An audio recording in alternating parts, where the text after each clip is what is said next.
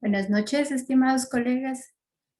Espero que hayan tenido un buen fin de semana. Buenas noches con todos. Buenas noches, Buenas doctora. noches. Doctora, ¿cómo están? Mil disculpas, el día de ayer tenía Buenas guardia. noches, doctora. No me fue posible cambiar, pero vamos a recuperar el día viernes. Mil disculpas. Vamos a empezar el día de hoy con lo que era patología de ovario, que es lo que nos faltaría para completar una ecografía ginecológica básica que nos va a ayudar en el diagnóstico de nuestra patología cotidiana, de lo que se ve el día a día en la práctica en realidad.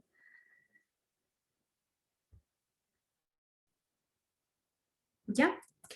La ecografía es la técnica de imagen más apropiada para el estudio inicial de las masas anexiales, debido a que tiene una alta sensibilidad y también nos beneficiamos de que hay una ausencia de radiación.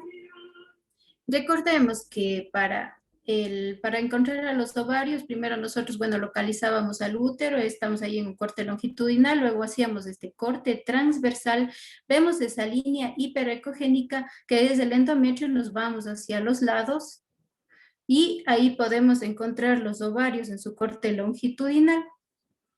En ocasiones, como mencionaba alguna vez el doctor, podemos encontrarlo igual cerca de los vasos ilíacos, podemos colocar incluso un poco de flujo Doppler sobre los vasos ilíacos y los ovarios generalmente están encima o lateralmente los podemos ver.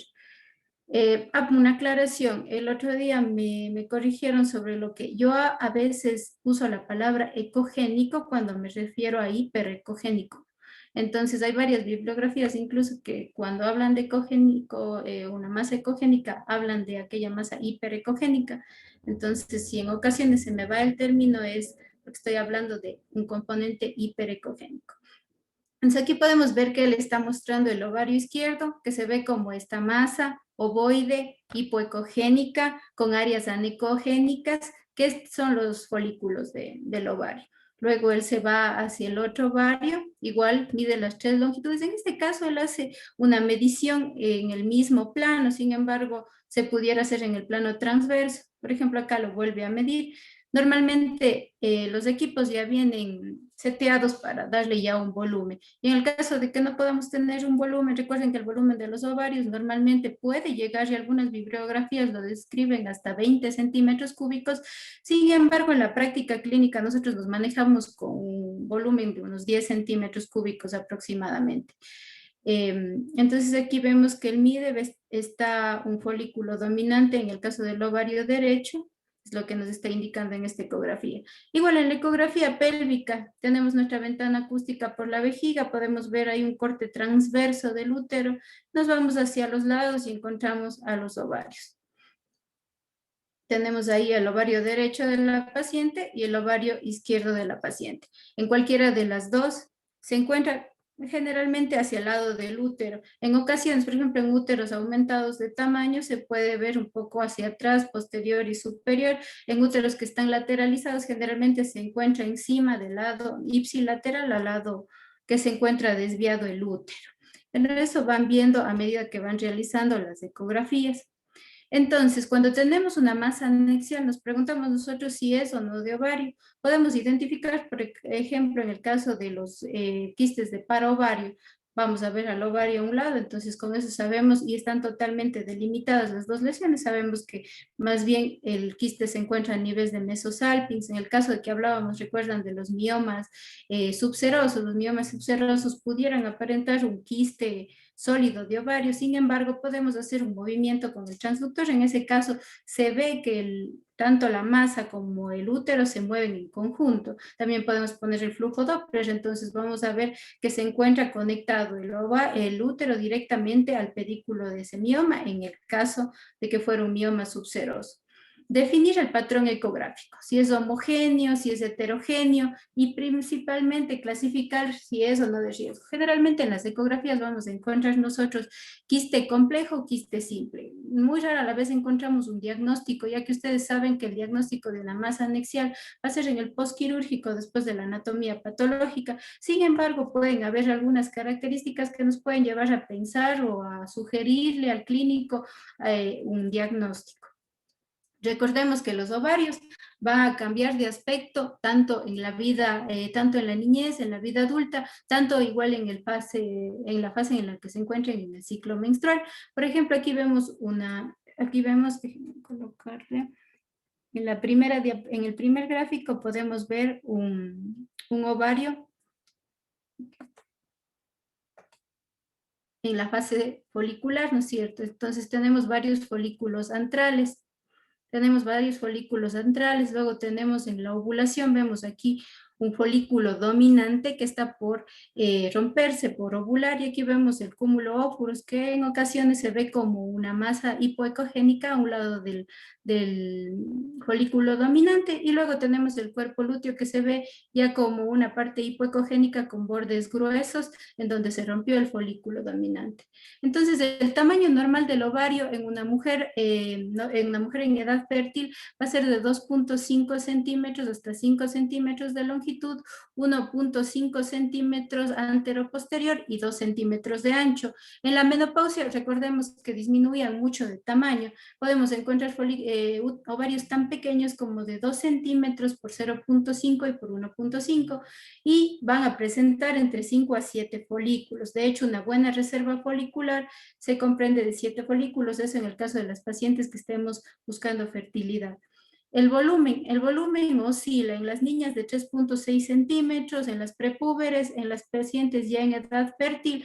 Eso les comentaba, existen bibliografías que les dan hasta 20 centímetros cúbicos, sin embargo, en la práctica nos manejamos con 10 centímetros cúbicos para que ya nos llame la atención un ovario aumentado de tamaño. Y en la paciente posmenopáusica, 6 centímetros cúbicos de volumen. Recuerden que el volumen era la multiplicación de estas tres longitudes del ovario por la constante de 0.53, que generalmente viene seteado en la máquina, y si no, pues lo realizamos de forma manual. Recuerden que los ovarios cambian también de acuerdo al ciclo, al igual que veíamos que el endometrio en la fase proliferativa y en la fase secretora veíamos cambios, ¿no es cierto? Veíamos que primero se presentaba como una línea de 2 a 4 milímetros, luego se presentaba con la típica trilaminar y después se volvía un endometrio hiperecogénico ya hacia el final, antes de la menstruación, que podía llegar a medir hasta 16 milímetros. Entonces, el ciclo ovárico, el óvulo también puede verse algunos cambios.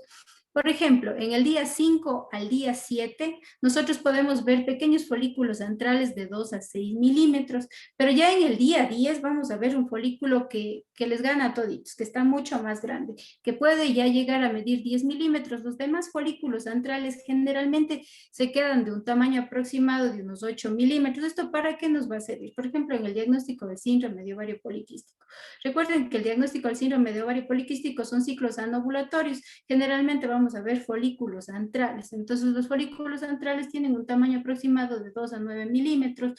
Por eso también, en el caso del estudio de ovario poliquístico, se debería realizar entre el día 3 al día 5 de la menstruación, obviamente si la paciente presenta menstruación, porque recordemos que son pacientes que no tienen que son presentan oligomenorrea o amenorrea en ocasiones, pero si es posible realizar entre el día 3 al día 5. ¿Para qué? También para no encontrar un volumen aumentado de tamaño, generalmente por un folículo dominante. En el día 8 vamos a ver un folículo ya de 10 milímetros. Este es un folículo dominante que va a continuar creciendo aproximadamente hasta el día 14, donde ya se da la ovulación, dependiendo obviamente del ciclo de la paciente, generalmente día 14. Entonces, en la ovulación va a tener un tamaño muy variable. Aquí, por ejemplo, en esta literatura revisada nos dice de 18 a 27 milímetros. Otras literaturas nos dicen incluso hasta 30 milímetros. Entonces vamos a ver esta estructura hipoecogénica de paredes gruesas. En el centro va a presentar anecogenia debido a la hemorragia por la ruptura del folículo, y después vamos a ver que evoluciona hacia un cuerpo lúteo típico que se presenta como aquí el quiste de 2 a 3 centímetros, podemos llamarlo como quiste, o estructura de 2 a 3 centímetros que va a tener una pared gruesa. En el centro puede presentarse esta anecogenia, que es el sangrado, y es algo muy típico del cuerpo lúteo. Si colocamos el Doppler color, vamos a ver este anillo de fuego. En ocasiones pudiéramos incluso confundir este anillo de fuego, por ejemplo, es otro signo del embarazo ectópico, pero recordemos que es el embarazo ectópico a nivel tubárico. Entonces, A veces, en ocasiones, como estamos en el cuerpo lúteo, final del ciclo de la menstruación, a veces no ha llegado a la menstruación, se ha retrasado, vemos un cuerpo lúteo, ponemos el Doppler, vemos un anillo hemorrágico, en ocasiones nos pueden reportar como embarazo ectópico. Sin embargo, recuerden que tenemos la prueba del HCG-beta, en ese caso sí nos valemos mucho de la clínica. Y bueno, después del cuerpo lúteo, hacia el día 27, 28 ya degenera hacia un cuerpo albicans o el cuerpo blanco, que se presenta igual como una lesión de 2 a 3 centímetros hipoecogénica, ya con una parte del centro ya menos anecogénica y en menor tamaño porque ya está en resolución. Eso hay que tenerlo en cuenta para ver las diferentes alteraciones. Ya las lesiones quísticas benignas van a ser de 3 a 1 más frecuentes de las lesiones quísticas malignas y nosotros vamos a encontrar esto en la práctica diaria. Es raro en realidad encontrarnos con muchos tumores a nivel de ovario que sean malignos, que nos sugieran malignidad. En este estudio, por ejemplo, que se valoraron más de 4.000 pacientes, claro que aquí yo he tomado solo a las pacientes que se realizaron en centros no oncológicos, porque sabemos que a un centro oncológico obviamente van a referir la mayoría de quistes complejos, se vio una relación de 3 a 1. Por ejemplo, todas las patologías benignas el 83% y todas las patologías malignas solo un 16%. Hay una relación de 3 a 1 en realidad en lo que vamos a encontrar en la práctica diaria. ¿Cómo vamos a clasificarles a los quistes de ovario? Bueno, una forma muy didáctica de clasificarlo y es lo que encontramos en la práctica diaria y es lo importante porque nos permite correlacionar lo que vamos a encontrar en el día a día, son quistes simples y quistes complejos. Como quistes simples tenemos a los quistes funcionales, que generalmente los quistes foliculares, los quistes del cuerpo lúteo, que se van a presentar como aquellos quistes de pared fina con un contenido anecogénico. Y bueno, si tenemos un quiste complejo, vamos a pensar en los más frecuentes, que son un quiste hemorrágico, un endometrioma, un teratoma quístico maduro y otros que podemos clasificarlos como complejos. ¿Qué vamos a buscar en la historia clínica en la paciente? La edad de la paciente. Si la paciente se encuentra en un periodo premenopáusico o un periodo postmenopáusico, en una paciente premenopáusica es muy común que encontremos quistes funcionales, pero en una paciente postmenopáusica ya nos va a llamar la atención una masa quística porque ya no se encuentra en un ciclo normal. Valoramos el tamaño de la masa y describimos sus características ecográficas. Para esto recordemos que las longitudes del ovario teníamos una longitud total que es en el diámetro mayor del ovario, un antero posterior y en un corte transverso, el transverso del ovario. En el caso de una masa, medimos el tamaño completo de la masa más el ovario. En el caso de que la masa esté totalmente embebido el ovario dentro de la masa, pues el tamaño que describiremos en nuestro informe será únicamente el de la masa.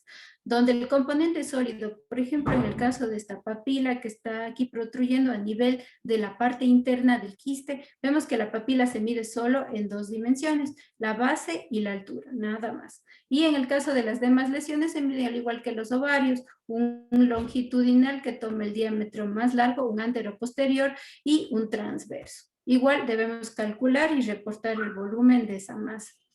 Las características ecográficas. Recordemos que en el principio hablábamos mucho sobre los ovarios y en los ovarios describíamos en el informe ecográfico algunas lesiones que nos daban los términos del IOTA. La lesión anexial. ¿Qué es una lesión anexial? Es una parte del ovario que no es consistente a la fisiología normal. Por ejemplo, no vamos a encontrar un folículo dominante en el día 4 al día 5. Entonces, no vamos a encontrar, nos va a llamar la atención una masa quística que mida 2.6, 2.7 centímetros, 3 centímetros, anecoica al principio del ciclo. Entonces, ya no es algo que es compatible con la fisiología que revisamos.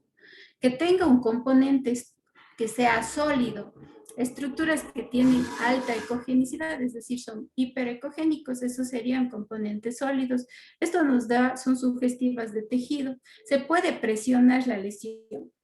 Por ejemplo, en algunos quistes hemorrágicos se ve una lesión hiperecogénica que aparentaría ser una lesión sólida. Sin embargo, nosotros al mover el transductor se mueve. Eso a veces es el coágulo retraído, entonces se proyecta de esa forma. Entonces es importante que ustedes con el transductor empujen la masa.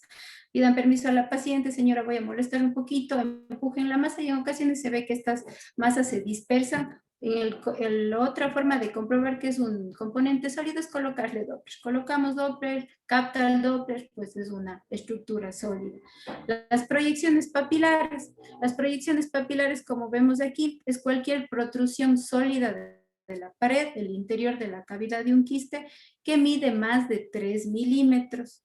¿Ya? Y el septo tabique es una hebra delgada que atraviesa la superficie de un quiste. Bien puede ser un septo tabique completo, como podemos ver en la imagen, que atraviesa totalmente el quiste, o puede ser un tabique incompleto, como podemos ver aquí, que no llega al otro lado de la masa axial. En este caso es un hidrosalpinx. Es una imagen típica del hidrosalpinx que se presenta con septos o tabiques incompletos.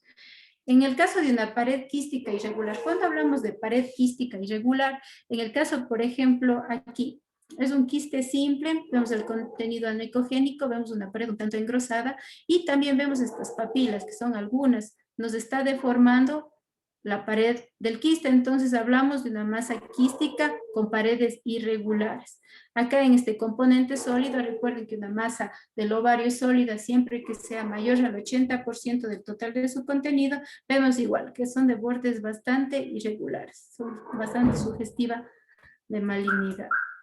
Hay 6 lesiones clasificables, igual según el IOTA, ya habíamos hablado. La lesión unilocular que se presenta como una sola compartimiento anecogénico. El unilocular sólido es aquel que es unilocular, es decir, un solo compartimiento, pero en su interior ya podemos ver estas lesiones quísticas, estas lesiones, perdón, sólidas, bien sea como papilas. Aquí vemos una lesión mucho más grande y aquí vemos igual dentro del ovario una lesión unilocular, pero con componente quístico. Multilocular, vamos a ver varias tabicaciones que la pueden dividir, pero no vemos componentes sólidos. El multilocular sólido, vemos un quiste anecogénico que tiene divisiones por los septos o tabiques, pero también podemos encontrar papilas, podemos encontrar componentes sólidos en su interior, calcificaciones, y el sólido que se presenta con más del 80% de un contenido más bien hiperecogénico. Y las no clasificables que no entrarían en ninguna de estas categorías. Entonces aquí con ejemplos podemos ver un quiste unilocular simple, vemos pared delgada, fina, contenido anecogénico, pero no vemos ningún componente sólido. En esta quística sólida, quiste unilocular sólido, podemos ver aquí esta papila que protruye, podemos ver acá unas increscencias. En este es un engrosamiento de la pared, no creo que esto mida más de 3 milímetros. En esta de acá vemos un unilocular pero simple, y un unilocular sólido. Aquí ya vemos varias loculaciones, varios tabiques, pero vemos también componentes sólidos, muy compatible con un cistoadenocarcinoma. Y en el caso de acá, podemos ver un quiste sólido, pues no vemos estructuras quísticas aquí, tal vez un poco a los lados, pero más del 80% de esta masa se encuentra de componente sólido. Y la vascularidad. Para fines didácticos podemos definirlo simplemente en 4. Primera, puntuación 1, no hay un flujo en la lesión, que es lo que generalmente vemos en los quistes benignos. Podemos ver un flujo mínimo, podemos aplicar aquí el Doppler poder para ver si hay vasos de pequeño tamaño, un flujo moderado o una masa axial muy vascularizada. Eso de muy vascularizada es bastante sugerente de masas malignas, sobre todo si se encuentra dentro de la lesión. Y el líquido libre, siempre hay que reportar el líquido libre. Generalmente los quistes de ovario se pueden asociar a citis en algunos casos, e igual en los cánceres de ovario. Entonces, ¿cuáles van a ser unos criterios o que nos pueden llevar a pensar en la benignidad o en la malignidad de las lesiones del ovario? Primero, el tamaño. Generalmente los benignos no superan los 4 centímetros, los malignos generalmente tienen un tamaño superior a 4 centímetros, aunque también podemos encontrar los pequeños. Componentes, una lesión quística totalmente sin componentes sólidos es muy sugestiva de benignidad. En el caso que ya se asocie con componentes sólidos, polos sólidos, vegetaciones, tabicaciones gruesas, por ejemplo, ya nos hace pensar en un quiste maligno. Los márgenes, en la lesión benigna tiene márgenes bien definidos, una lesión maligna pues va a tener márgenes mal definidos. Septos, ausentes o hay pocos septos, delgaditos, no tienen más de 3 milímetros. En el caso de los malignos tienen múltiples septos y son gruesos, más de 3 milímetros. Igual aquí, grosor de la pared del septo es lo que acabo de decir. Proyecciones papilares. Generalmente los benignos no tienen lesiones papilares, aunque pudieran presentarse en ocasiones, pero generalmente menor a 4 papilaciones. Y pueden estar o no presentes. La nodularidad o lobulación. Generalmente los benignos no son lobulados y los malignos pueden presentar lobulaciones. Los vasos intramurales. Generalmente las lesiones benignas no son captantes al Doppler. En el caso de las lesiones malignas sí captan al Doppler. La necrosis puede no estar presente en los quistes benignos, en cambio en los quistes malignos puede estar presente la necrosis, que se presenta como lesiones anecogénicas. Ya, en el caso de una lesión de un quiste simple, estos quistes simples generalmente son quistes funcionales, puede haberse alterado en algún momento el folículo dominante en su progresión, bien sea en la ovulación hacia un cuerpo lúteo o puede ser también un quiste folicular que no ovuló, una falla en la ovulación. En este caso va a formar un quiste folicular, en el caso de que ovuló puede formar después un quiste lúteo. Ambos pueden progresar hacia un quiste hemorrágico. Los quistes funcionales, estos se van a derivar de un folículo que no sigue su evolución normal, es decir, no se rompió, no formó el cuerpo amarillo y no se degeneró después como el cuerpo blanco. Puede partir de dos tipos de lesiones. Por ejemplo, un folículo dominante que no se logró romper, que no logró ovular en un ciclo anovulatorio, o los folículos antrales que se quedaron, los folículos inmaduros o los folículos antrales que no se lograron volver o no se dio una atresia de estos folículos después de que se dio la ovulación. Un cuerpo lúteo que no sufre una evolución fisiológica después de la ovulación, de cualquiera de estos puede venir un quiste funcional. Siempre miden más de 3 centímetros para llamarlos quistes. Entonces, este folículo dominante que no pudo romperse, que no pudo ovular, o este folículo inmaduro que no sufrió su regresión, van a seguir sufriendo estimulación por las hormonas y van a formar quiste folicular o pueden degenerar también a su quiste hemorrágico cuando se da hemorragia intralesional. Y el cuerpo lúteo que no sufrió la involución normal, pues va a formar un quiste del cuerpo lúteo. El quiste folicular. Estos son los más comunes que podemos encontrar, sobre todo en pacientes en edad fértil. En este caso, ¿qué va a pasar? El óvulo no se rompió, hay una falta de eclosión, de un folículo maduro, es decir, no se rompió, no ovuló, siguió siendo estimulado por las hormonas y creció. Llegó a este tamaño, se ve como una masa de tejido anecogénica, es decir, no capta, y vemos paredes muy delgaditas. Falta de involución de un folículo inmaduro. Ya se dio la ovulación, generalmente los folículos degeneran, de nuevo se vuelven pequeños, pero uno de estos folículos antrales, de estos folículos inmaduros, perdón, no sufrió su atresia normalmente, sino que siguió siendo estimulado y él siguió creciendo. Puede formar también un quiste folicular. Los quistes foliculares generalmente se ven en pacientes premenopáusicas.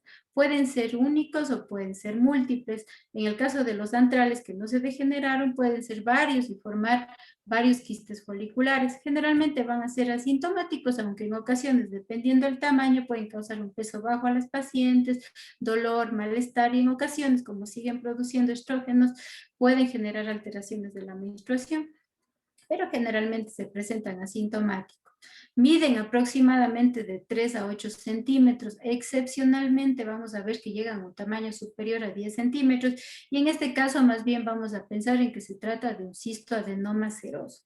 Las complicaciones de estos quistes es frecuente la hemorragia intraquística, la torsión y la ruptura hacia el peritoneo que puede causar gran dolor a la paciente. Estos tienden a torsionarse más que los quistes malignos porque los quistes malignos generalmente forman adherencias, igual que, bueno, los endometriomas no son quistes malignos, pero forman más adherencias. Entonces es más difícil una torsión de ovario. Sin embargo, un quiste folicular, sobre todo mayor a 5 centímetros, tenemos un riesgo un poco más elevado para que se dé una torsión de ovario. Entonces, el quiste folicular puede ser unilocular, pueden ser ovalados, generalmente son homogéneos, tienen un componente homogéneo, no vemos aquí ninguna sustancia diferente, tienen paredes finas y regulares. No vemos componentes sólidos. La superficie interna es lisa, sin pólipos y no captan Doppler. Como podemos ver aquí, una captación normal del Doppler en pequeña cantidad en el ovario, pero la masa no capta más Doppler de lo normal. No vemos una masa captante si le colocamos aquí el Doppler color.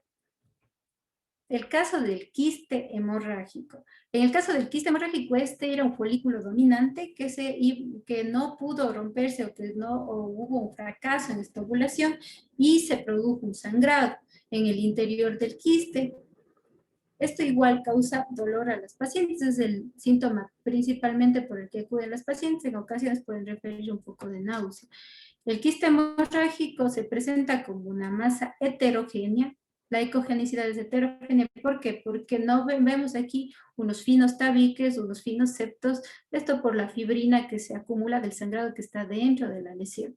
Es hipoecogénica, ya no le vemos tan clarita como en el quiste simple, ya no se ve tan anecogénica, sino que ya vemos más bien estas fibras. A veces se la describe como la red de pescador, o en el caso del panel de abejas, como lo que vemos en la mola, por ejemplo. Vemos aquí, delgadito, se pudiera confundir con un endometrioma, sin embargo, ya vamos a ver más adelante cómo es la característica de un endometrioma, pero vemos que ya tiene contenido esta masa. Bandas reticulares finas, más bien no septos, sino en ocasiones sí vamos a encontrar que nos describen como masa con septos finos. Es muy frecuente que se dé esta descripción o esta equivocación, pero no se debería considerar como septos porque vemos que no cruza de un lado al otro, sino más bien como bandas reticulares. Es avascular, es decir, no capta el flujo al Doppler. Por ejemplo, aquí podemos ver en esta ecografía abdominal, en este corte longitudinal, vemos el ovario que está a un lado del útero y le vemos el quiste hemorrágico con ese componente hipoecogénico heterogéneo.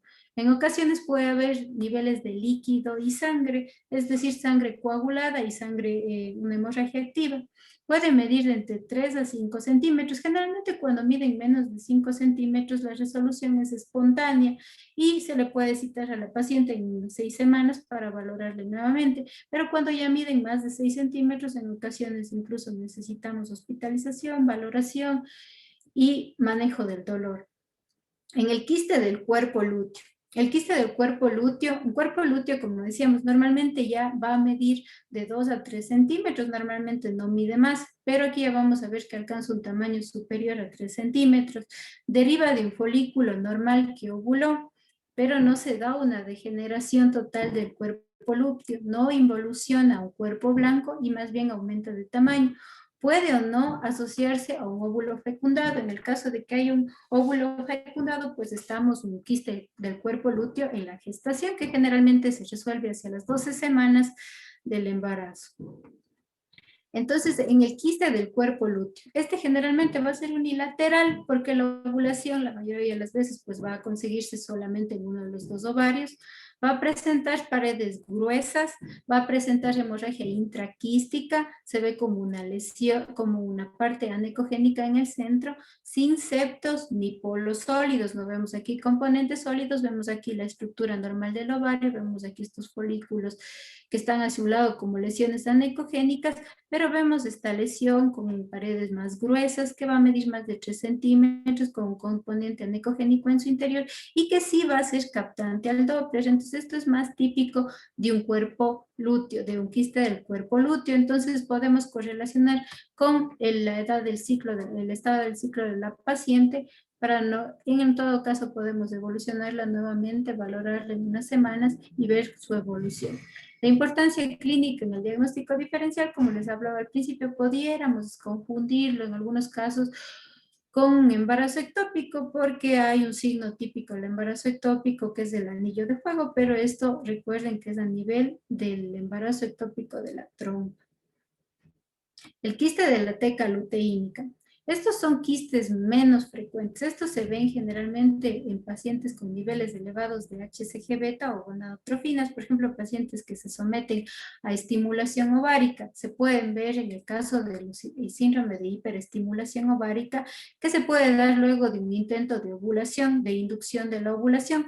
Pueden llegar a medir incluso hasta 12 centímetros. Se ve asociado a un embarazo múltiple, sabemos que en el embarazo múltiple hay una mayor secreción de HCG beta, en en una mola, que también la HCG beta va a estar más elevada, y en el síndrome de hiperestimulación ovárica podemos ver estas lesiones o estos quistes de la teca luteínica.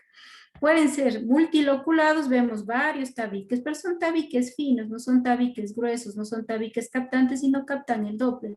Entonces vemos estos folículos aumentados de tamaño, esta lesión multiloculada, y pues le hacemos relación con bien sea una inducción de la ovulación, bien sea un embarazo múltiple, una mola, un síndrome de hiperestimulación ovárica. Se llamarían, esto sería un quiste complejo. Recordemos que no todos los quistes complejos van a ser quistes malignos, pero los vamos a describir como quistes complejos porque no es una lesión quística sola, como los que veíamos al principio, no es una lesión quística simple. Y entre las lesiones quísticas no funcionantes también tenemos al ovario poliquístico. Recordemos que el ovario poliquístico se da por una alteración, un aumento de la LH, de los andrógenos y una hiperinsulinemia, una resistencia a la insulina. Esta resistencia a la insulina generalmente es la que provoca esta exagerada producción de andrógenos. También se ha visto que estos folículos antrales no obedecen o no pueden crecer bajo la estimulación de la FSH, sino más bien la LH se encuentra aumentada. Recordemos que para un diagnóstico pedimos LH, FSH, y generalmente la LH tiene un valor superior de 2:1 hacia la FSH. Aquí se va a dar un desarrollo folicular incompleto con aumento de los folículos antrales. Entonces vamos a ver varios folículos en fase folicular, en fase de folículos antrales, van a medir de 2 a 9 milímetros. Vamos a ver como este collar de perlas, ¿ya? Es una lesión típica en collar de perlas. Vemos que hay 1, 2, 3, 4, 5, 6, 7, 8, 9, 10, 11, 12, 13, 14 casi folículos. Vemos que se han detenido, que se han quedado en su fase antral, no se da la ovulación y ellos siguen de la misma manera. Desarrollo folicular incompleto. Para su diagnóstico nosotros seguimos empleando los criterios de Rotterdam. Anovulación crónica, hiperandrogenismo en las pacientes, puede ser clínico, puede ser biológico, y los ovarios poliquísticos. Recordemos que los ovarios poliquísticos son solo una de esta triada, es decir, son solo un componente, pero no son un diagnóstico. Entonces, necesitamos tener 2 de estos 3 para un diagnóstico de un síndrome de ovario poliquístico.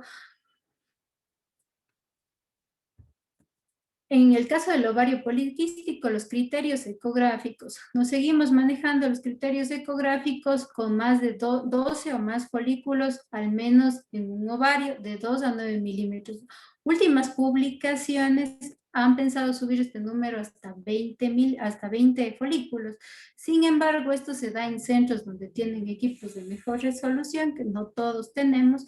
Entonces, por todos estas variantes, nos seguimos manteniendo con los mismos criterios ecográficos, 12 o más folículos en al menos uno de los 2 ovarios, que pueden medir estos folículos de entre 2 a 9 milímetros, el volumen ovárico mayor a 10 centímetros cúbicos. La ecogenicidad estromal aumentada, que hace referencia a esto. Normalmente un ovario normal podemos verlo hipoecogénico, pero en el ovario poliquístico se puede ver este estroma más ecogénico, más hiperecogénico. Eso también llama la atención. Se debería realizar la ecografía entre el tercero al quinto día del ciclo o independiente, porque recordemos que son pacientes que vienen con amenorrea o oligomenorrea. La ecografía recomendada para el diagnóstico va a ser la ecografía transvaginal, porque recuerden que tiene una mejor resolución, nos permite contar mejor el número de los folículos y sus características, no así en una ecografía abdominal, pero si es el caso, pacientes vírgenes, pacientes en las que no se puede realizar una ecografía transvaginal, pues se lleva igual los mismos criterios. Algunas consideraciones que debemos tener al realizar un diagnóstico de un ovario poliquístico, que en el caso de encontrar un folículo dominante, recordemos que si bien son pacientes que se caracterizan por anovulación, también puede haber una oligoovulación, es decir, de vez en cuando la paciente puede presentar una ovulación. Si encontramos un folículo dominante mayor a 10 milímetros, vamos a repetir nuevamente la ecografía entre el día 3 al día 5. ¿Por qué? Porque si tenemos un folículo, esto nos va a aumentar el volumen del ovario. Disculpen las preguntas, recién acabo de ver. Ya. los ovarios poliquísticos, no. En el caso de los ovarios poliquísticos, con que uno de los dos ovarios cumpla los criterios, nosotros ya tenemos un diagnóstico de ovario poliquístico. Es decir, si el derecho cumplió, tiene 12 folículos o un volumen ovárico mayor a 10, pues nosotros ya tenemos un diagnóstico de síndrome de un ovario poliquístico. Ya. El contagio folicular se realiza mediante la sumatoria folicular establecida tanto en los barridos longitudinales como en un barrido anteroposterior, es decir, girando el transductor podemos contar entre los dos el número de folículos.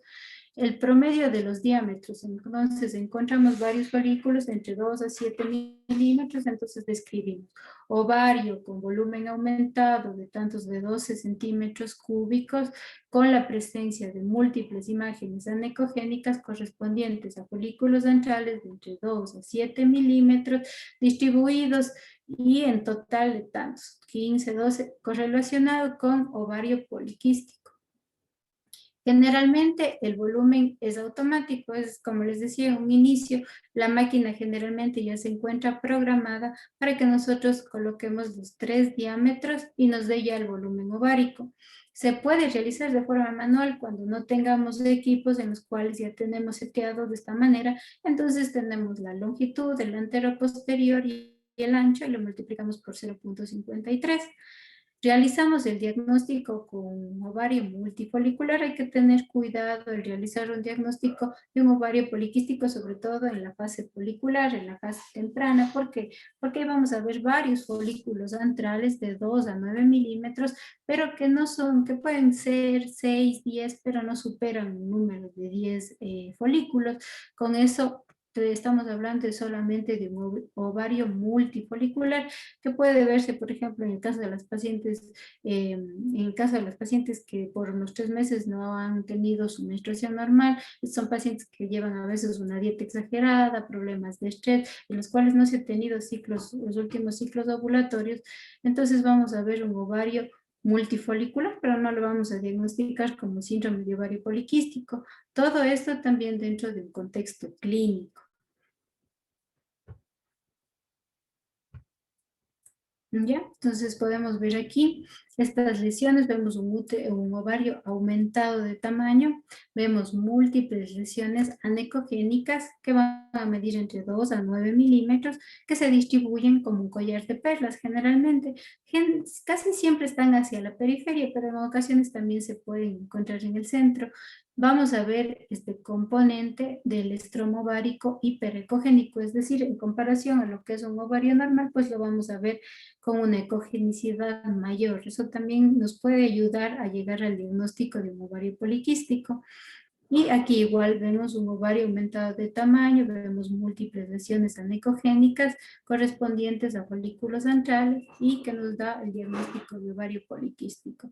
No en todos los casos vamos a encontrar este signo típico dentro del síndrome, por eso incluso se le está pensando cambiar el nombre, pero se ha mantenido como síndrome de ovario poliquístico.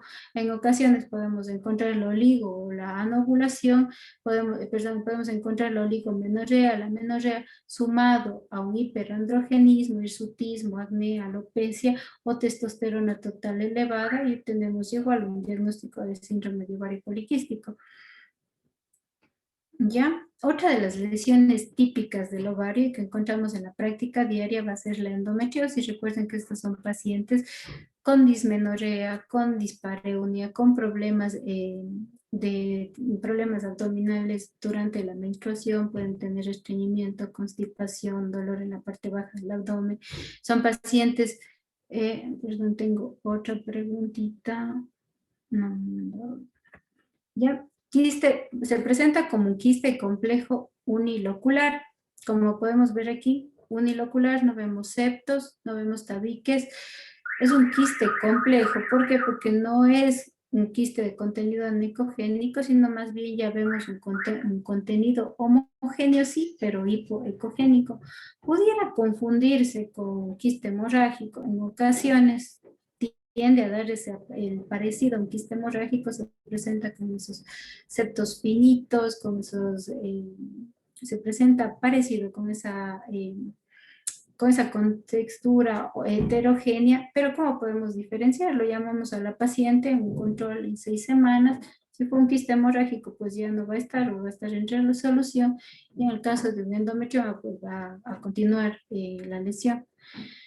Contenido hipoecogénico que presenta realce acústico, como podemos ver aquí. Ya hay contenido líquido. En este caso, pudiéramos pensar que es un quiste sólido. Podemos empujar igual con el transductor y vemos cómo se desplaza la masa y tenemos el diagnóstico pues de un endometrioma. En el caso de que no estemos totalmente seguros, podemos ayudarnos de otros estudios como la TAG y la resonancia, pero generalmente la lesión es muy sugestiva de un endometrioma. Se conoce como lesión en vidrio esmerilado. Contenido hipoecogénico con realce acústico, con ecos difusos, como podemos ver, esto debido al sangrado que se da, recordemos que esto es un componente ectópico del endometrio fuera del útero y que va a presentar sangrado en cada ciclo menstrual, entonces toda esa sangre acumulada se va a ver como ecos difusos, sin septos y paredes finas irregulares, pero en algunos casos, por ejemplo, en los endometriomas de larga data, ya vamos a ver más bien una pared más gruesa, sin septos y paredes finas regulares y pueden llegar a medir incluso hasta 20 centímetros. Ya recordemos para hacer una imagen y siempre recordar, el endometrioma generalmente, como decían mis profes, se ve así, tal como cuando la televisión antigua que teníamos se iba la señal. Entonces muy parecido, nos puede hacer pensar y en las ecografías se le ve generalmente así. Podemos ver que es homogénea, hipoecogénica, muy parecido a cuando se iba la señal en las televisiones antiguas. En el caso de la torsión ovárica es causada por una rotación parcial o completa del pedículo ovárico. Recordemos que el ovario está sostenido por lo que es el mesosalpinx, está también conectado por lo que es el ligamento redondo, el ligamento suspensorio del ovario, y dentro de esto van a estar recorriendo los vasos ováricos. En ocasiones pudiera darse una torsión, no solamente en el caso que tenga un quiste, sino incluso en algunos ovarios normales pueden tener un pedículo demasiado largo y pueden provocar una torsión del ovario. Esta puede ser completa o puede ser incompleta. Y también de esta completa o incompleta dependerá la decisión quirúrgica. Recuerden que esto es una emergencia que se debe resolver de forma quirúrgica. En ocasiones, si nosotros vemos que todavía tiene un flujo conservado al ovario, podemos realizar una cirugía conservadora, distorsionar el quiste y permitir que el ovario se salve. En los casos en que ya vemos una necrosis es muy difícil conservar ese ovario, que después pudiera convertirse más bien en un absceso ovárico y con las posteriores complicaciones. En el caso de la torsión de ovario, ¿qué vamos a ver? Vamos a ver un ovario aumentado de tamaño. ¿Por qué? Porque si bien se gira en su propio eje, también estamos cortando el drenaje venoso y el drenaje linfático. Entonces vamos a ver la acumulación de líquido dentro del ovario. Por lo tanto, se va a ver un ovario más grande, más aumentado de tamaño, con una ecogenicidad variable. Puede presentarse tanto hipoecogénica como hiperecogénica. ¿Qué nos llama la atención aquí? Por ejemplo, los folículos se han ido todos hacia la periferia. No hay folículos en el centro, sino más bien hay aquí edema del estroma y los folículos se han venido hacia la periferia. Puede tener, como les decía, una ecogenicidad variable. En el caso de que exista una larga duración, bueno, generalmente los pacientes acuden a emergencia, pero en ocasiones se automedican y se da ya una torsión de más tiempo. Puede verse lesiones quísticas o hemorrágicas, folículos desplazados hacia la periferia, como les comentaba, entonces vemos un ovario agrandado con los folículos que se dispersan hacia el exterior. Esto nos puede hacer pensar en una torsión de ovario, obviamente más la clínica. Generalmente y en ocasiones nosotros nos llevamos solo por la clínica, en ocasiones cuando no tenemos una ecografía a la mano, entonces también se puede, pero es muy importante obviamente que hagamos un diagnóstico prequirúrgico. Se puede encontrar líquido libre en el 80% de los casos, quiste o tumor subyacente, en el caso, como les decía, de las lesiones, en el caso de que un quiste mida más de 5 centímetros, pues es más el riesgo de la torsión. Normalmente nosotros una lesión, un quiste, operamos con un tamaño de 7 centímetros. Sin embargo, con un tamaño de 5 centímetros ya existe un riesgo de torsión ovárica. Entre más grande la lesión, más riesgo de una torsión. Es una lesión compleja porque vemos que no es un componente quístico, obviamente, heterogénea de paredes engrosadas, en el caso de una lesión, perdón, que se gire y que esté en conjunto con el ovario y se gire, se va a presentar esta como paredes engrosadas, heterogénea, que puede complicarse con sangrado intralesional, rotura, hemoperitoneo, todo ello consiguiente a una inflamación generalizada. Entonces son pacientes que llegan con mucho dolor, que ameritan tratamiento sintomático en ocasiones tratamiento quirúrgico. Perdón, en este caso todo es tratamiento quirúrgico. La torsión ovárica, entonces, ¿qué vamos a ver al flujo Doppler? Puede haber un flujo Doppler nulo o escaso. Por ejemplo, aquí vemos una ecografía abdominal, vemos al útero en un corte transversal, vemos aquí lo que son los vasos ováricos y vemos que el flujo del ovario derecho está totalmente conservado, pero vemos el flujo del ovario izquierdo que es mínimo y sobre ello vemos un ovario grande, aumentado de tamaño, con los folículos hacia la periferia, en este caso hipoecogénica, que nos puede hacer pensar en una torsión de ovario. Y vemos qué más, vemos el signo del remolino. El signo del remolino comprende una arteria dentro de una vena. Recordemos que en el Doppler color el vaso que pulsa o que brilla es la arteria. Entonces vemos un vaso arterial rodeado de un vaso venoso, en un corte transversal del pedículo. La presencia de flujo hacia el ovario no descarta una torsión intermitente, es decir, no es 100% confiable que si no vemos Doppler no se trate de una torsión de ovario. La sensibilidad, la paciente va a presentar dolor cuando nosotros empujemos el anexo afectado con el transductor. Entonces ahí vamos a tener ya tal vez una imagen sugestiva y una clínica sugestiva de que puede haber una torsión de uno de los dos anexos. Entonces aquí igual podemos ver un ovario normal. Este ovario normal, ovalado, tiene sus quistes tiene sus folículos anecogénicos en el interior, y aquí en cambio vemos ya un ovario gordito, aumentado de tamaño, con los folículos hacia la periferia, todo esto por el edema que se forma debido a que se disminuye el flujo venoso y linfático también. Igual aquí vemos la captación al Doppler, que es perdón, aquí está el útero, captación al Doppler, que es mínima. Aquí estamos usando un Doppler color, perdón, un Doppler de poder, un Doppler de poder, y vemos que la captación a los flujos es mínima. En el caso del quiste de paro ovario, el quiste de paro ovario generalmente se va a formar a nivel del mesosalpinx, ¿ya?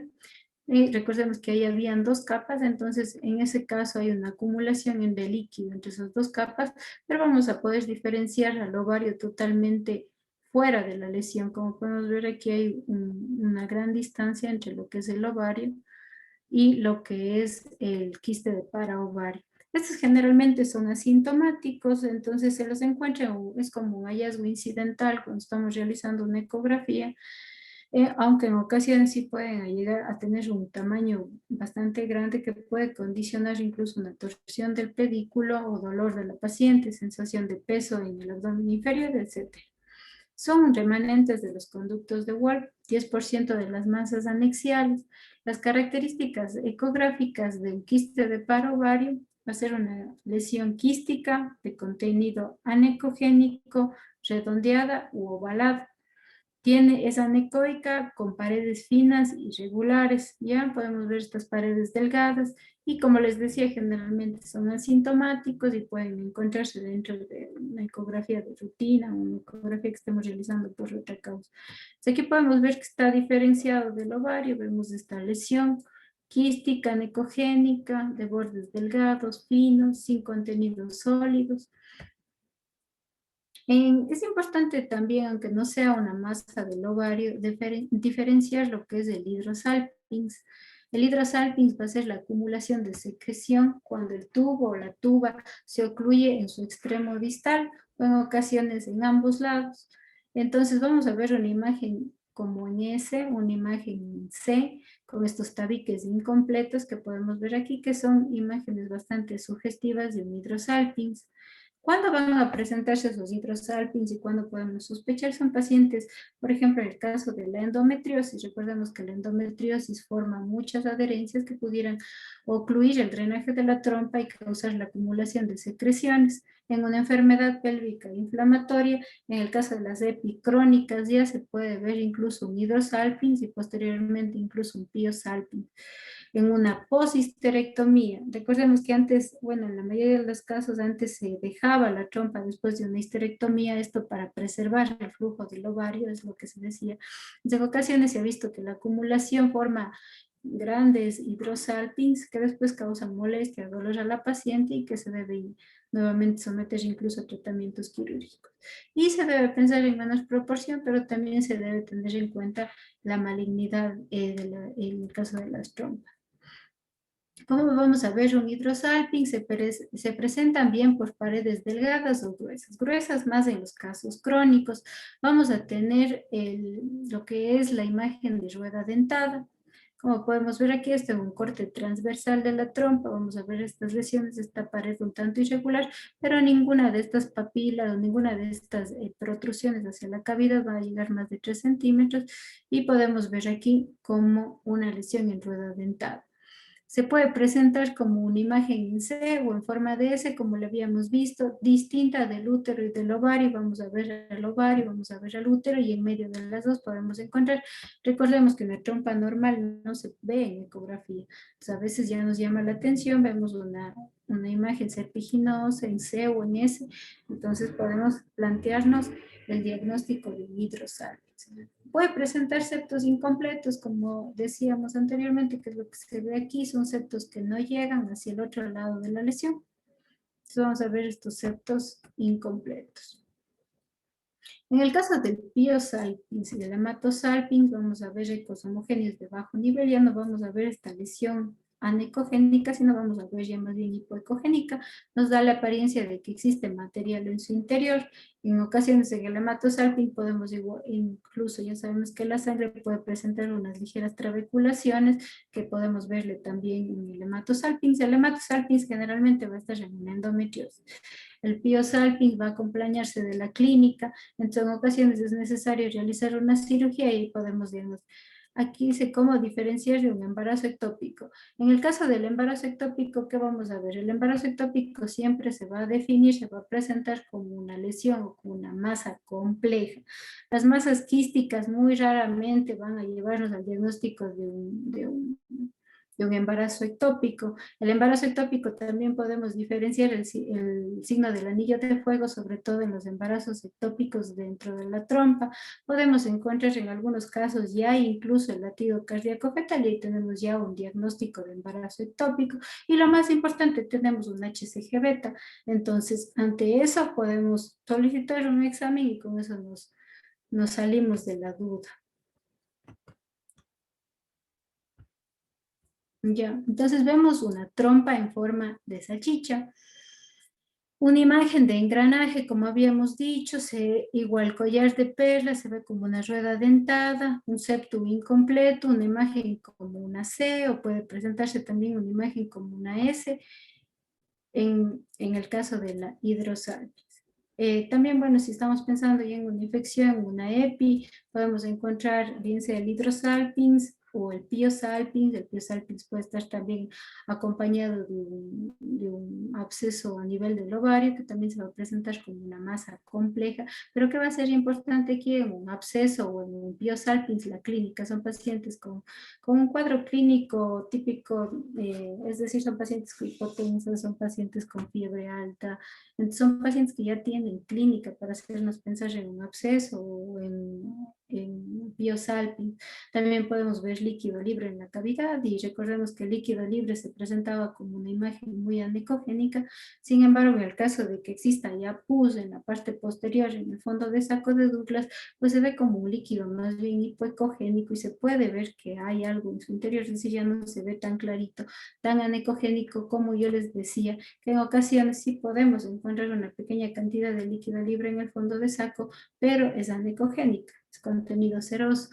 Y dependiendo del ciclo también podríamos encontrar un poco más ya de ecos en el caso de que hay un poco de sangrado por la ruptura del folículo, Pero en el caso de un Piosalpin, si que veamos un líquido en el fondo de saco que nos puede hacer pensar en pus, es más bien un líquido hipoecogénico. ¿Ya? En el caso de las neoplasias quísticas benignas, las más frecuentes tenemos a los cistoadenomas, tenemos al cistoadenoma seroso y al cistoadenoma mucinoso. Estas son lesiones que tal vez nos puedan ya llevar a sospechar y poner en el diagnóstico ecográfico como un cistoadenoma seroso de ovario, pero generalmente el diagnóstico va a ser histopatológico de posquirúrgico. Son formaciones quísticas de tamaño variable, como podemos ver aquí, tienen contenido anecogénico, podemos ver un poco de detritus de su interior.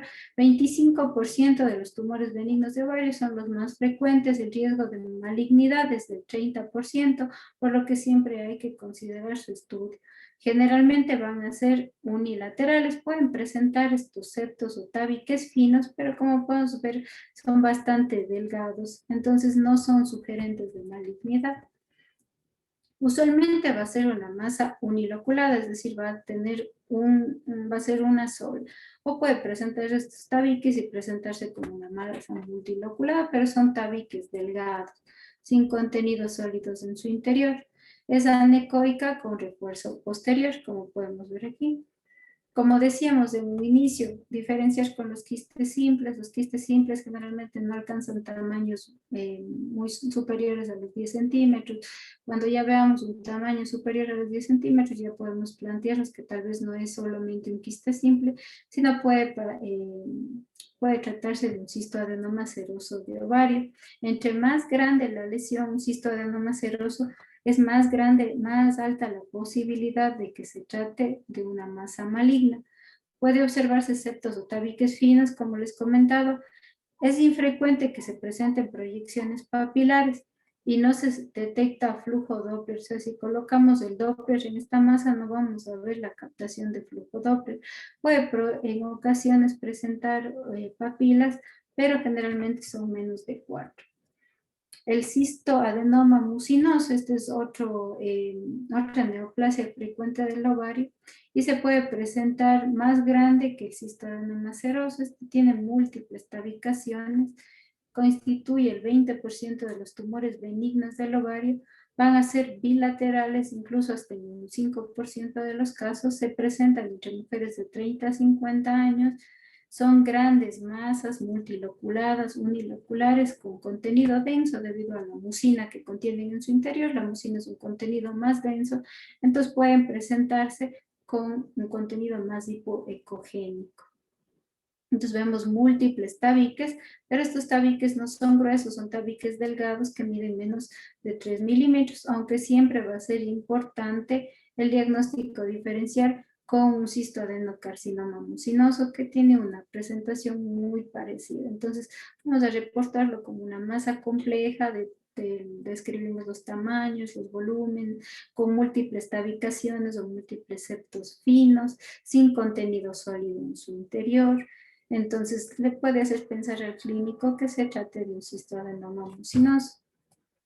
Ya, aquí también vemos con bueno, no es tan buena la resolución de esta ecografía, por eso diera la apariencia aquí de componentes sólidos. Sin embargo, podemos poner el Doppler, vemos que no hay captación al flujo Doppler, podemos mover con el transductor, vemos cómo se aplastan o se apelotonan estas estructuras, entonces también nos puede ayudar para diferenciar.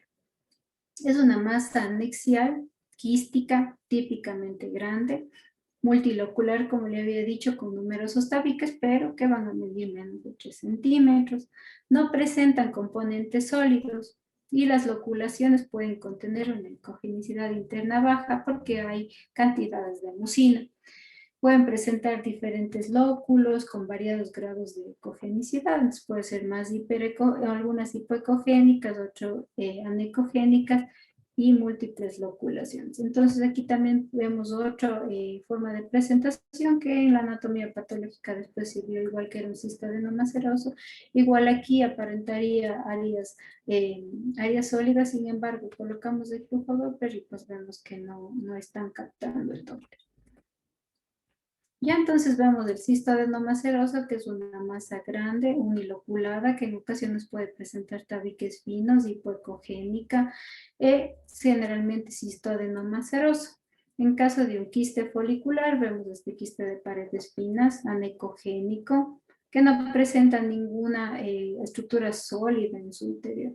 Diferencia lo que es el cisto adenomaceroso, bueno, en el caso del cisto adenocarcinoma ya vamos a presentar estos tabiques gruesos, estas loculaciones en su interior, hay sombra acústica, hay varias calcificaciones, entonces es un quiste complejo, pero que ya nos puede sugerir malignidad. Y el cisto adenoma mucinoso, que se presentaba como una lesión quística de gran tamaño, multiloculada, con tabiques finos. Otro de los tumores benignos también tenemos a los tumores sólidos, y este es algo muy frecuente, el teratoma maduro. Recuerden que el teratoma maduro puede derivar de las tres capas de ectodermo, mesodermo o endodermo, entonces podemos encontrar un sinnúmero de estructuras, podemos encontrar dientes, pelos, tejido dérmico, entre otros.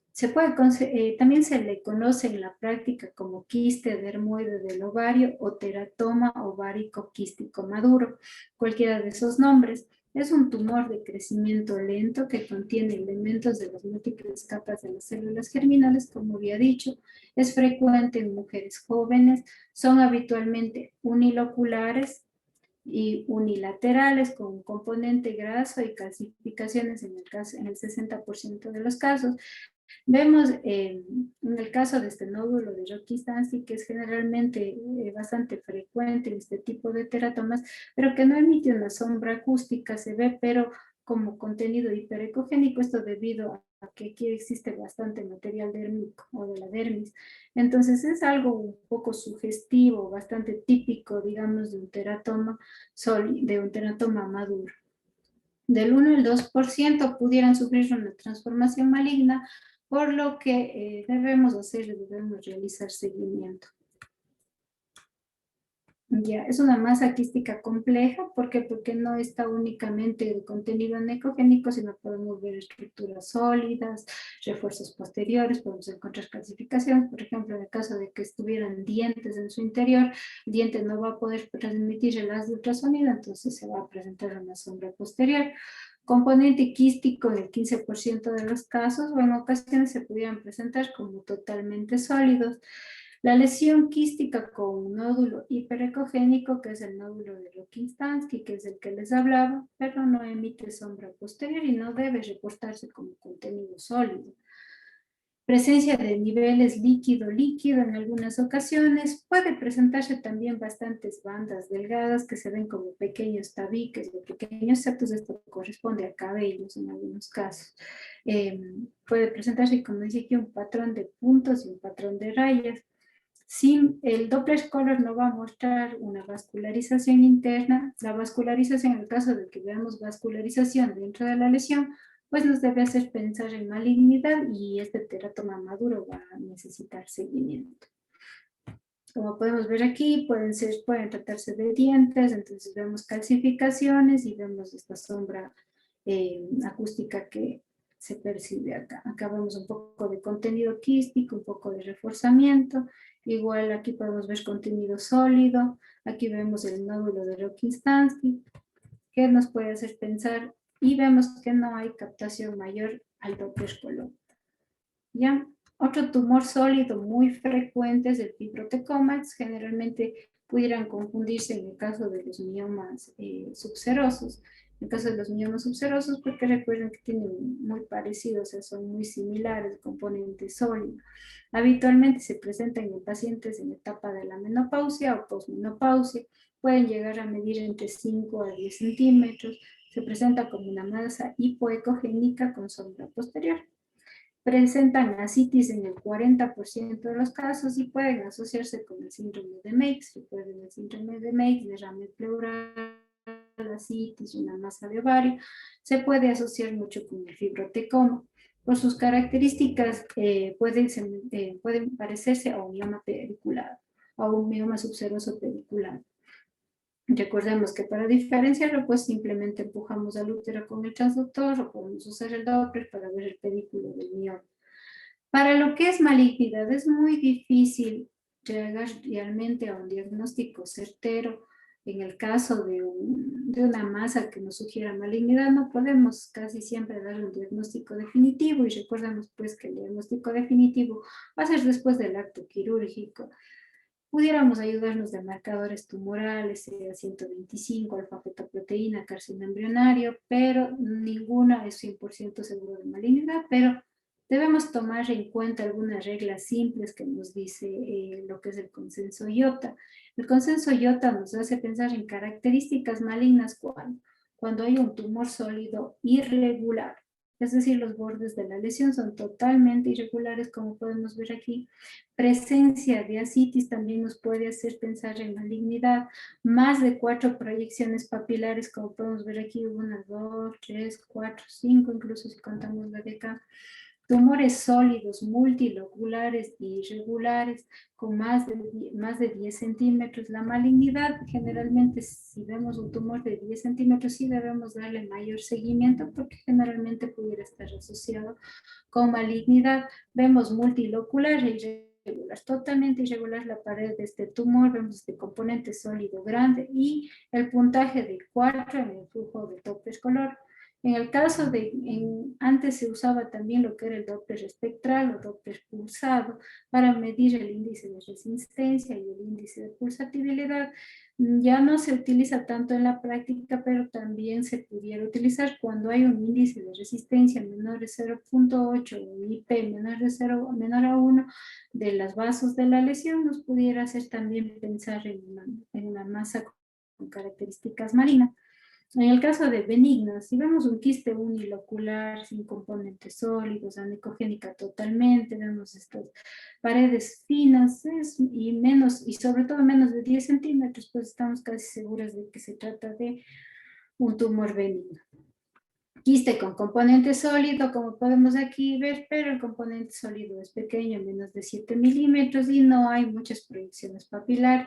Sombras acústicas también nos pueden hacer pensar en que es solamente un quiste benigno. Y quiste liso, multilocular, pero menor a 10 centímetros, también es considerado como benigno.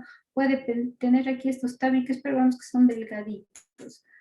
Ya, esas loculaciones. O el puntaje del color aún, es decir, la captación del Doppler color es muy tenue, como no presenta captación al Doppler.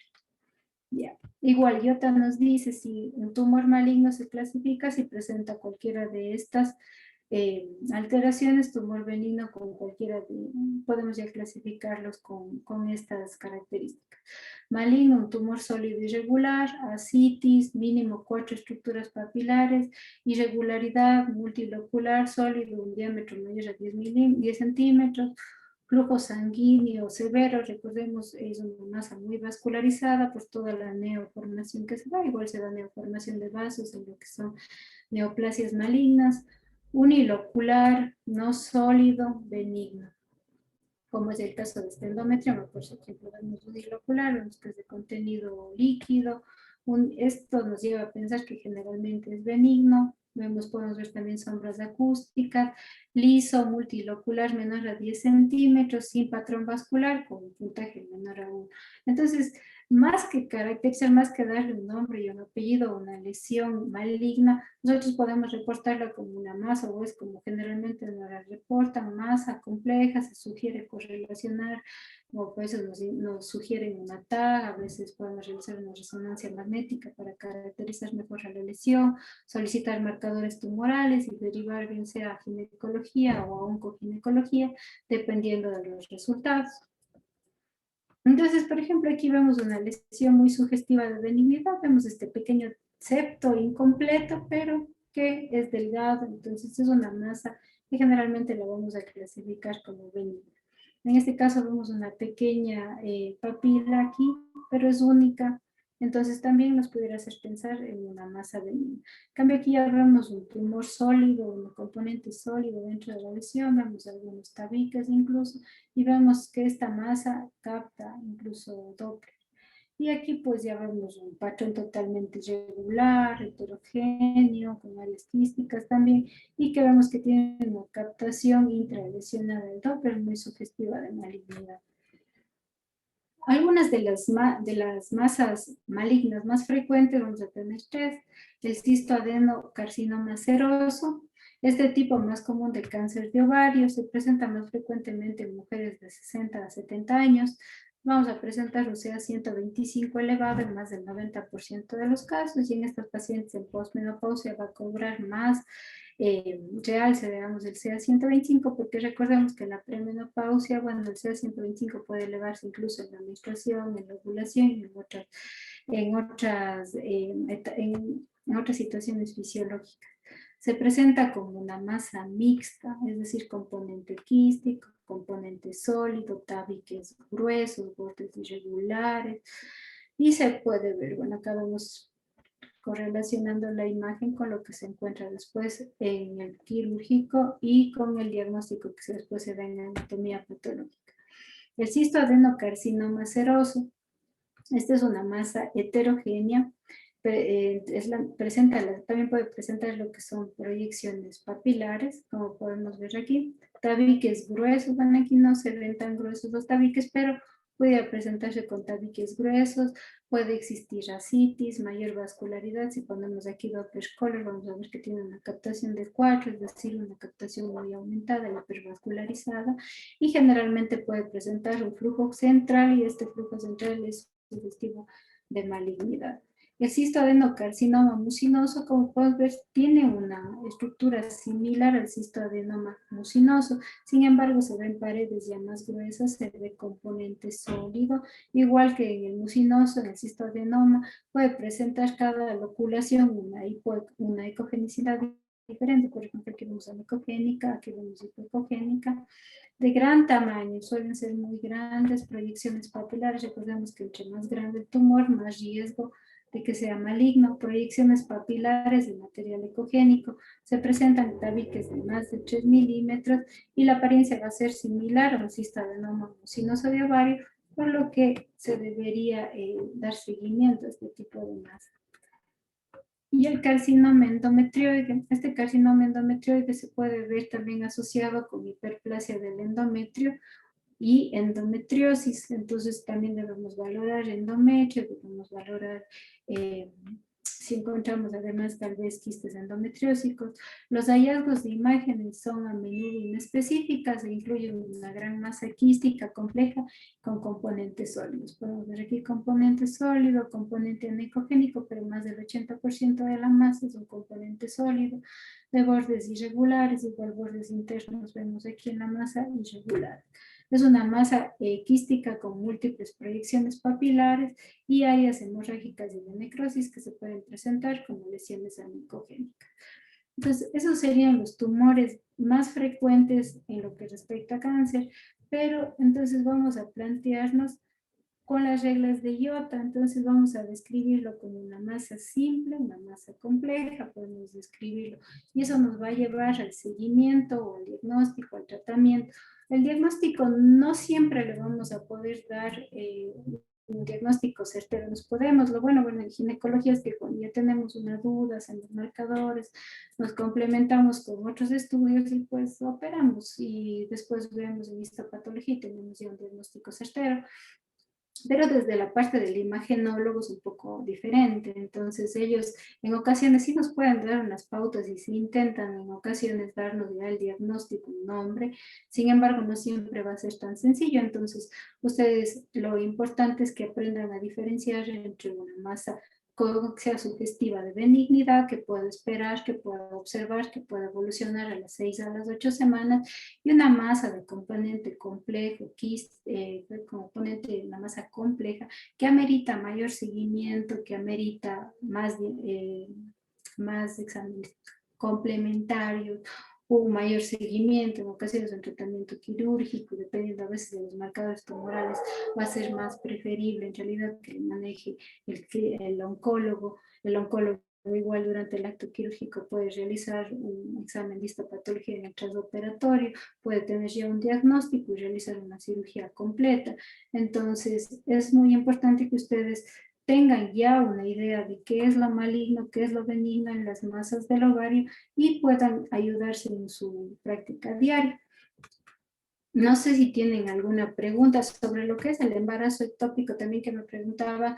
No le coloqué aquí porque le voy a colocar dentro de lo que, bueno, el temario que me dieron es un poquito, entonces hay algunos temas que se quedan cortos. Por ejemplo, le voy a poner lo que es embarazo ectópico dentro de lo que es patología del primer trimestre. No sé si tengan alguna otra duda.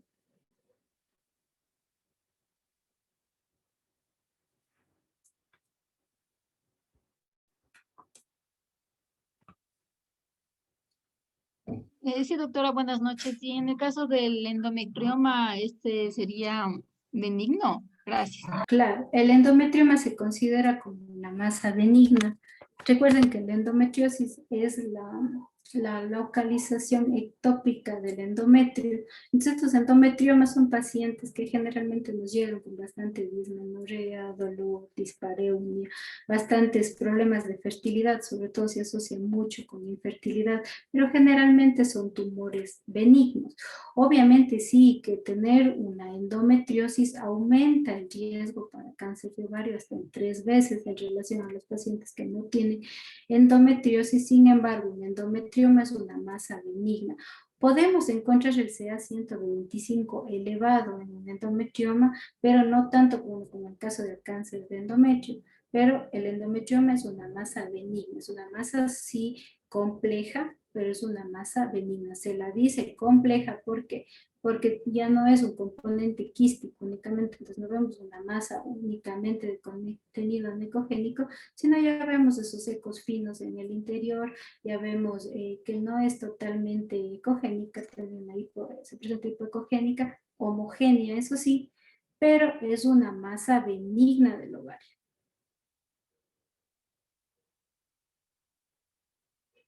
Doctora Mar, no, así que estaba. Tal vez alguien más, alguna duda.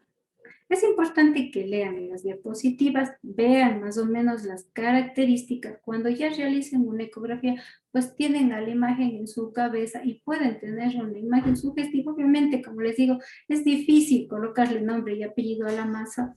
Eso ya lo hacen los imagenólogos muy expertos, tal vez en ecografía, que pueden colocarle un nombre y un apellido a una masa, pero ustedes en su práctica clínica, nosotros lo que hacemos pues en nuestra práctica clínica y es importante diferenciar entre una masa simple y una masa compleja. Sí, sí voy a subir, los otros documentos también ya están subidos en la página del diplomado, está subido ya todo el material que les he dado. También les he subido los 3 consensos de los que hemos estado hablando, tanto de MUSA en lo que es útero, IOTA en ovario y YETA en lo que es endometrio. Claro que ustedes no van a encontrar siempre esta descripción como les estoy planteando yo ahí, pero se supone o deberíamos nosotros ir unificando la forma de describir a las masas, entonces para que tengan un recordatorio de cómo hacer un poco más estandarizados sus reportes. En el caso del quiste hemorrágico, sí, ustedes a todas las masas le pueden colocar Doppler. Van a ver que en el quiste hemorrágico no capta el Doppler, no hay captación al Doppler. Entonces, lo que sí, diagnóstico diferencial, como les decía, entre el quiste hemorrágico y el quiste endometriósico, a veces el quiste endometriósico se presenta muy similar, no siempre así como les mostré en la imagen de vidrio esmerilado, como la televisión antigua, cuando se nos iba la señal, sino en ocasiones se presenta más bien como muy, muy similar a un quiste hemorrágico. Entonces, ¿qué vamos a hacer? Llamarle a la paciente en 6 semanas. Si fue un quiste hemorrágico, pues ya no va a estar. Y si es un quiste endometriósico, va a seguir del mismo tamaño. No sé si tienen tal vez alguna otra duda. No hay más dudas en el chat. Voy a subir ya bueno, les ofrezco subir para mañana lo que es está aquí recolectado de algunos documentos, lo que me ha parecido más importante, más sencillo, para que les pueda orientar un poquito al diagnóstico. Lo más importante es que si tienen la posibilidad de estar realizando ecografía en algún lugar, pues sigan buscando todo lo que vamos describiendo y ustedes van a ver que van encontrando todas estas características. Si lo conocen, lo ven, entonces es importante que sigan leyendo. En las diapositivas está todo en realidad, porque si les pongo todo, o si desean les subo también los documentos, no hay ningún problema. para que puedan orientarse mejor. Gracias, doctora. Listo, mi doc, que tengan una bonita noche. Nos vemos entonces el día de mañana para ver un poquito de lo que es ecografía del primer trimestre, aspectos básicos y bueno, ya después con el doctor Leonardo revisará un poquito más de las cosas complejas, pero el día de mañana veremos todo lo que es ecografía básica en obstetricia, el inicio. Que tengan una bonita noche. Buenas noches, Que doctora. descansen. Gracias. Todo Gracias, muy lindo. doctora. Gracias a ustedes. Una linda noche.